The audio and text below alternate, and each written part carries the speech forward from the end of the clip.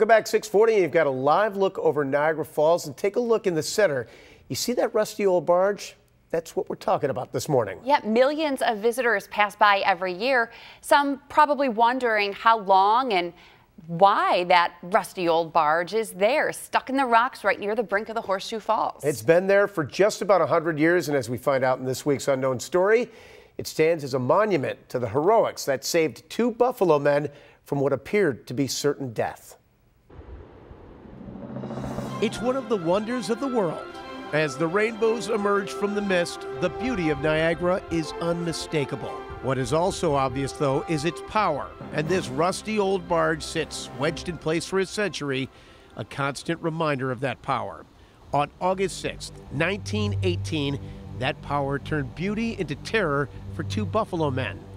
Gustav Loftberg and James Harris were working on a barge that was involved with dredging operations upriver. It was being pulled by a tugboat.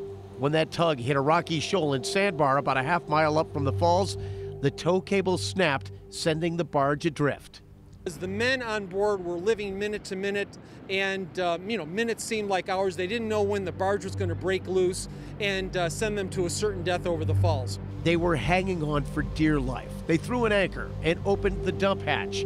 They were lucky enough to ground the barge on some rocks just 2,500 feet from the brink of the Horseshoe Falls. They were able to scuttle the craft. It turned sideways. They were able to scuttle it on a rock shoal in a shallow part of the river.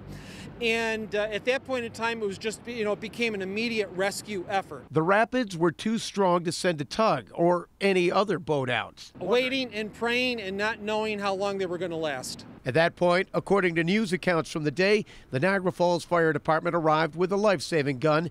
Firing a rope from the roof of the old Toronto power station, it landed. They tied it off, but the rope was too thin to be a rescue line, but it did provide some comfort to the terrified men. The Coast Guard in Youngstown came across the river, and they put a large gun on top of the hydropower station right here to shoot a rope out to the barge. They sent a breeches buoy, like the one seen in this Coast Guard picture, down the line, but it got tangled.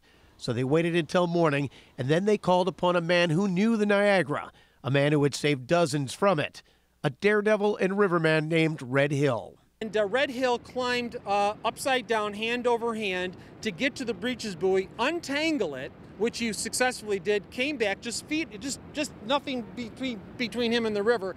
And finally, a day after the barge broke loose, before a crowd of thousands that had gathered along the shore, James Harris, a father of 5, was hauled to safety, followed by Gustav Loftberg. They were weak, they were exhausted, they had suffering from exposure. Obviously, they were hungry, so their company took them back over to the United States to have a big breakfast and a hot shower at the Prospect Hotel. Today, a plaque near the water tells the story of horror and heroics that played out in these waters a century ago. Probably one of the most amazing and dramatic rescues, successful rescue efforts in the history of Niagara Falls. And a death-defying chapter in the unknown stories of Western New York.